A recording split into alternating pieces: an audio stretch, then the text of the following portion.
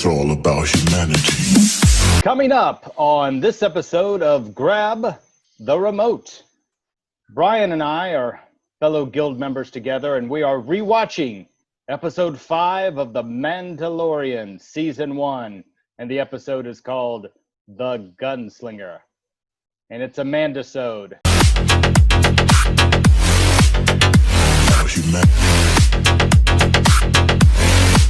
Well, Brian, I think Yes, sir. I think this episode will go down as my prediction. This episode will go down as a fan favorite. I think you may be right. There's a long pause. I'm like, what is he going to say? Well, I want to address the fact that I know you hit the record button. I love our thing we do, especially because we put in all the little things. Like I was just standing around like this, and I realized you had started. So that's what I was thinking about. The fact that I was kind of like that. So let me get into it. Maybe I can get into character. So this is one of those shows that is very fan friendly. Now there's another side to it, which maybe people may dare say too much fan service. But for me, I would call myself a lifelong Star Wars fan. There were some things is not a great word to say, but there were scenes and places and vistas that I loved. So let's jump into Mandasode Cinco, written and directed by Dave Filoni. Is that his name? I think Fellini. Dave Filoni. He's awesome. Fellini. You say Fellini, I say Filoni. Fellini, you're right. You're absolutely right. Is it Fellini? He's always got a cool hat on. Filoni. He started with, I guess he started with Rebels. So he was a cartoon guy and then made the jump to live action. And I have been very pleased with his work thus far. Great. I mean, he's a Star Wars fan, just like it seems like everybody involved is a Star Wars fan. And that makes for some fun television. Speaking of fun television, what makes episode 5 a fun Mandosode, fun Mandalorian episode? We get a lot of, what do I call it, Star Wars eye candy. And I am guilty as charged. I love it. I love the fact that we're going back to Mos Eisley Spaceport. Never has there been a more wretched hive of scum and villainy. And we're back. We start with an epic space battle. But within 5 minutes, we're back at Mos Eisley. How cool was that? Well, that was great. The second that I knew that he was going to Tatooine, I was already like getting myself prepared for some of the nods. So you have the gent saying, "I can bring you in warm, or I can bring you in cold." That's my line. And then, of course, and he also Mando pulls a Top Gun maneuver. The old, we'll put on the brakes, he'll fly right by. Not a huge fan of Top Gun, but he did do the old brake pull. And so now we're on Tatooine. There is that great shot of Mos Eisley, which is right out of A New Hope, and it lacks the John Williams. There's that really great music that kind of told us that we were at and you beat me to it, the good old Obi-Wan line. We must be cautious. And I'm ready for it. And also now they serve droids. Not only do they serve droids, but droids run the joint. So that's to me funny. We do meet the always charming Amy Sedaris and her pit droid crew, who is going to fix the Mandalorian's Razor Crest. Of course, what an awesome character! What an awesome character! At first, I thought she was Tracy Ullman. Is that Tracy Ullman? No, that wasn't Tracy Ullman. But you're right; she is awesome. She played she has a lot of great roles, but she played the secretary, the office assistant in Elf, and she had a lot of funny banter with Will Ferrell. She's great in other things. She was in School of Rock. So, I mean, she's got a great long resume. Yeah. She's great. So, and of course, as is our character's want, he does not tell her that he has a very valuable alien on board, which is always going to be the case. We can talk about that little piece of writing. But you talked about the cantina, so let's chat about it. The cantina now? What I wondered is, first and foremost, that's at the bartender is EV99, which was in Jabba's palace. He worked for Jabba. Yes or no will do. He's the one that put C-3PO and R2-D2 to work. And now, so I guess the funny thing there, of course, is the bartender in A New Hope did not allow droids. Is he still with us? Did he hire droids? Did he have a change of heart? Who knows now? But now his worst nightmares come true. Droids run the cantina. Yes. And I guess that was the same voice actor that played the droid from Return of the Jedi, perhaps. I think this just came in, which was that Mark Hamill did the voice of EV99. Very cool. Very cool. They can do anything with the little modulators. I don't know if you've ever done this, but I've watched the Batman animated series where Mark Hamill was playing the Joker. I'm watching it. I see Joker. I know it's Mark Hamill. I cannot picture Mark Hamill doing those lines. He's so unrecognizable when he does these. He's a great voice actor. Great voice actor. Absolutely. So good. So good. So that's always nice. If you're going to bring somebody back, bring it back Luke Skywalker. Yes. The place is dead. I will say this, that I missed the Cantina band. Yes. It's not as happening 5 years after the Empire is decimated. So I missed the band. I love those. I love the Cantina music. It would have been fun to see. It would have been fun to see some of the aliens that got rejected from the special edition, like the Wolfman character and a few other ones that. I know. Yeah. See, I don't even. I refused. You know about me in the special edition. So I want Wolfman. I want all those guys. I do too. I do too. I'm with you on that one. So then we meet. So Mando is at the cantina. He meets Toro. El Toro. Great. And, he's a wonderful character. He's bad at his job. He needs help to get his first capture so he can join the guild.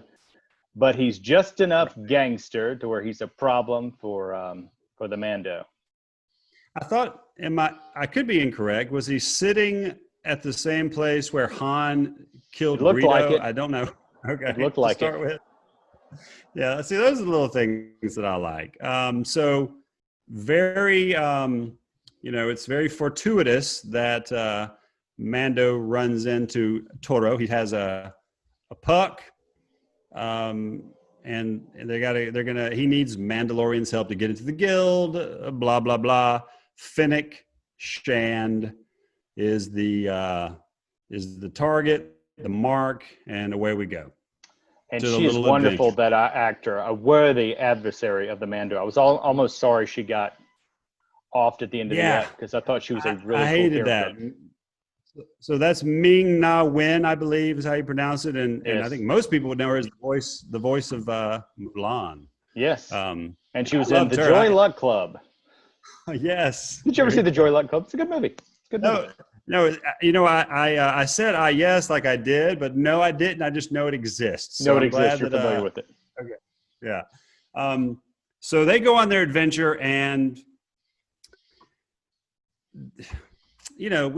we get to a point where we obviously know that no one really can be trusted. Toro can't be trusted. Let's talk about, again, you get on a speeder bike. That's always going to be fun for me. The music was great. That's like Anakin. Oh yeah, totally. It's like Anakin's speeder bike in Attack of the Clones too. So 2 speeder bikes in the Dune Sea, I guess. And with the music, it's pure Star Wars eye candy. Perfect. And you meet some of my favorite creatures. I love the Tusken Raiders. I always have. Yes. Always love the Tuskens. So they meet the Tuskens. They don't get torn apart. Instead they barter to pass. So was it established in canon that the Tusken Raiders run really fast, or that they can be camouflaged, or they can cloak themselves? Because there was some cool stuff that went on where suddenly they appeared, which I loved. But I've never read or seen anything about that. But they could have been, just hiding, stealth mode, and of course they appear. So there you have it.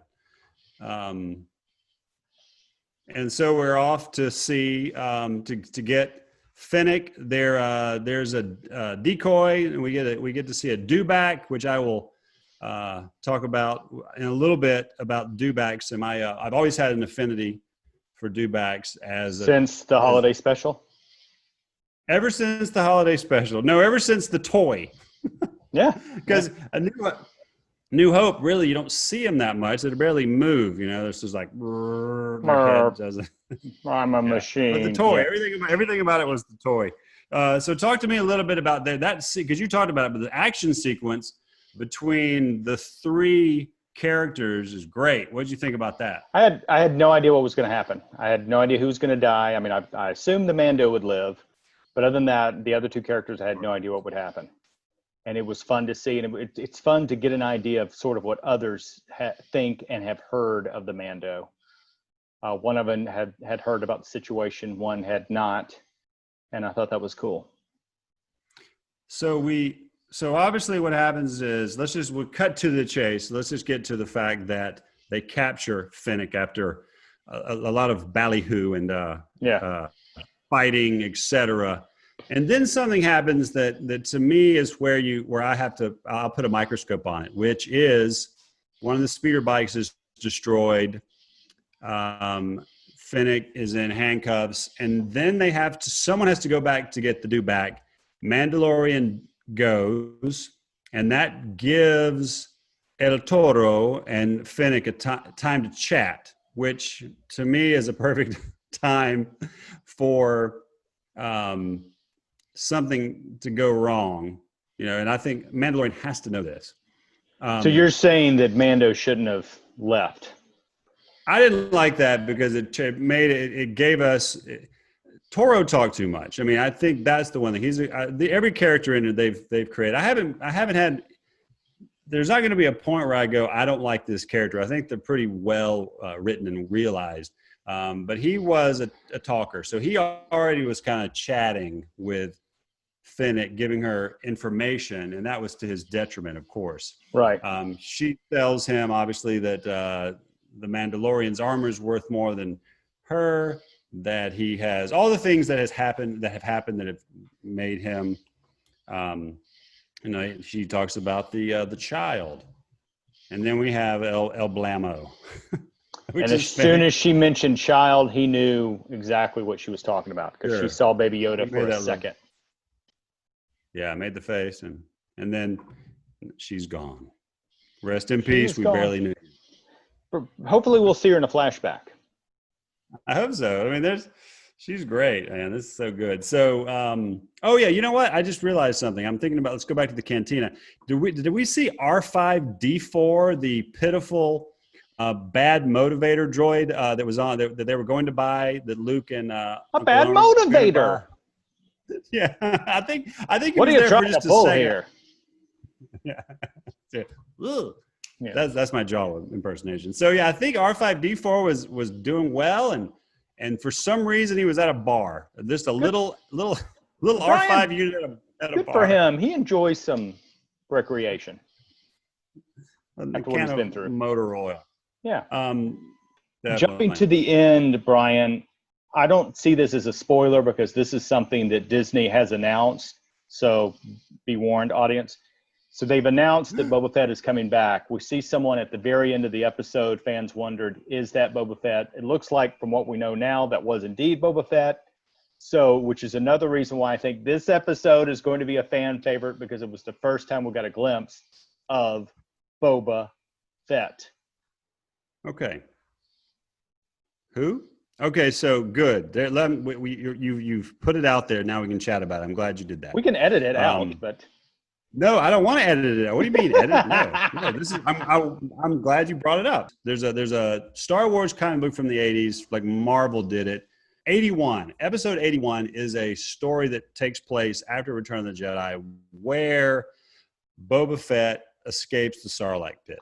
I always loved it because that was, to me, when I was the kid, like, oh yeah, let's do it. So the episode is, of course, that he gets out. He shoots his way out, or he gets burped out or something, and he's got amnesia. And I'll leave it at that. I feel like that's kind of that what's going to happen, and we'll have to just see. I think that to me that's a whole season, is how Boba Fett escaped the Sarlacc pit, and then what he did in the meantime. So that's interesting to me. That if that is, and again, Boba Fett's coming back, and I feel like that's probably Boba Fett. There's been other casting notes. Michael Biehn is I think scheduled to play someone. Are you serious? I think so. Did you see how my voice just got high because I got excited? What? Michael Biehn from Terminator? Don't listen. Don't quote me. Yeah, so we have Terminator, Tombstone, Aliens. He's Hicks and Aliens. He's great. Michael Biehn has a resume, and he's great. And I think please tell me Michael Biehn is going to say he doesn't feel remorse or pity, and he will not stop until you are dead. Love Michael Biehn. He's the best. So I don't know what he's going to say, but I hope he says that. And he had one of my favorite lines in Tombstone. And sure, if I can remember it, I'm going to edit it and put it in right here. I'm forgetting it, even though it's my favorite. It's a line that if you take it out of, it's going to come to me, and I'm going to probably at the end of the episode. So is it the one like at the first, like in Hell Followed With Him? No, it's later when he's what is the guy's name with Jack in his name? Like, tell Suicide Jack that I'm on my way to as soon as we. Texas Jack Vermillion, and after I'm done with Wyatt Earp, take your cowboys and finish off Creek Johnson and Texas Jack. You burn them, Mike. Burn them all. There was one thing that I saw in a making of for the Mando, and I wish I didn't see it because I'm always thinking about that special effect, and I'm not even going to tell you what it is because you can't unsee it. Don't tell me. Yeah, but I was like, I wish I didn't see that because now I'm always thinking about that. But I'm not going to watch that. I'm not watching those, and I used to do that. I used to eat it up. I've just changed. I don't know how your watching habits change, but my watching habits are so different now. I would watch everything, and now it's like I watch nothing, and so what? That's what happens. There is one thing I do want to bring up because I have a prop here. This is to me, and it could be that I'm just reading too much into it, but I saw a shot, and it was the shot where the Mandalorian was riding the dewback back to the spaceport at Mos Eisley. And the shot looked so familiar to me, and I go, what is that? Oh, I know what it is. It's a Stormtrooper dewback shot. Where'd it come from? So you'll be able to see it. I'll send it to you, and I'll send you the other one, but I'm going to show you. This shot is basically in the darkness of the Mandalorian, but it's this basically. It is that shot almost precisely. Awesome. That might be the dork in me, just like reading too much into it. I love it. I love it. But I'm interested to see if you see, and I'll send it to you. To those shots side by side, it just seems like an homage. I could be wrong. Do you think Boba Fett and Mando knew each other before the series started? Did they have a history there? But that's a great question. I don't know. Is he just too young? So I guess we need to talk about it like this. Like, how old? I guess you can kind of figure it out because of the super battle droids and young Mando. So if Mando's young and Boba Fett is young, Attack of the Clones, where does that put them in what they do afterwards? Because we have no idea what young Boba Fett does after Geonosis. Geonosis. Like, what does he say? Geonosis. The Geonosians don't trust him. Yes. But we don't know. So great question, and who knows? And see, to me, it's always going to be the Mandalorian's show, like Mando's show, right? I guess. But for us as fans who love Boba Fett, into the small amount of time he was in there, I think what's going to happen is they're just going to build on Boba Fett and really make good on all the things that he already was, which was supposedly the greatest bounty hunter in the galaxy. I don't see, and that leads me, as I say that, to say, if he was the greatest, the most infamous, there's no way the Mando doesn't know who Boba Fett is. He doesn't know what Jedi are, but maybe he knows the legend of Boba Fett. And I think they're probably make fun of the fact that Boba Fett went into the Sarlacc pit in a pretty easy fashion, pretty pitiful and easy fashion. I hope so. Brian, I have a prediction for the end of the series of The Mandalorian. Would you like to hear it? I've not read this. This has just came to me. Do you want to hear it? I do. Okay, there was a Please. pause there, so I wasn't sure. So I don't know how. I don't know how you get there. I don't know how you get there, but the series ends with Baby Yoda and Mando being thrown in and frozen in carbonite, and that's how it ends. That's the end. Yeah, because then you can wake them up or unfreeze them after episode 9. Ah, very good. Yeah, because I'm like, where are they during the sequels? Are they dead? Are they old? What's going on? Is Baby Yoda a teenager? That's a good question. I don't know. Yeah, so are they going to wipe? Is Disney going to wipe the new trilogy from the equation? I don't know. There are rumors. I find that hard to believe, but they are rumors. Oh yeah, that's not. I don't think that can ever happen. I don't know, but I will say this. I think the Mandalorian will probably go back to his love interest at some point. I don't know. Nice. So we're getting down to the nitty gritty. 6, 7, 8, I guess. And but again, this has been fun just because it's good television. It is great television. I think the show's underrated. I think I've heard from some smart people that aren't as impressed with the show as I am, but yeah, I love it. What can I say? And I love you, Brian. Love you. Thank you. Well, let's get. Is this the end? Well, yeah, unless you want to add something else. No, I think this is the end. Oh, I do. I will say this. You asked me if I wanted to hear your prediction. That would have been pretty crappy if I said no, right? Like, no, don't tell me. Yes, of course, always. Because it's a prediction. It's not like I read this spoiler that's probably true. No, this is just. I try not to read spoilers or read anything. Me three. The one thing about Boba Fett is it's funny that they brought that Boba Fett is actually. They've said that he's going to be in it. That's the way I end it because we had Yoda. Baby Yoda was a total surprise. I'm surprised that I guess they just can't keep it a secret or there's production stills. Who knows what? But it's what's a surprise and what gets audiences excited. Keep them ordering Disney Plus. I mean, because that's really what it's about. That's why I ordered Disney Plus. And the only reason. Well, Brian. That and the sound. That and what? That and the sound of music. The hills are alive with the Mandalorian. That'd be a fun mashup. Yes, that is a good mashup. I like. Maybe there's an Elseworld where they meet. Well, I'm Candler. EV99. Yes, and you've been watching. And you've been watching Grab the Remote. We'll see you next time, friends. It's all about humanity.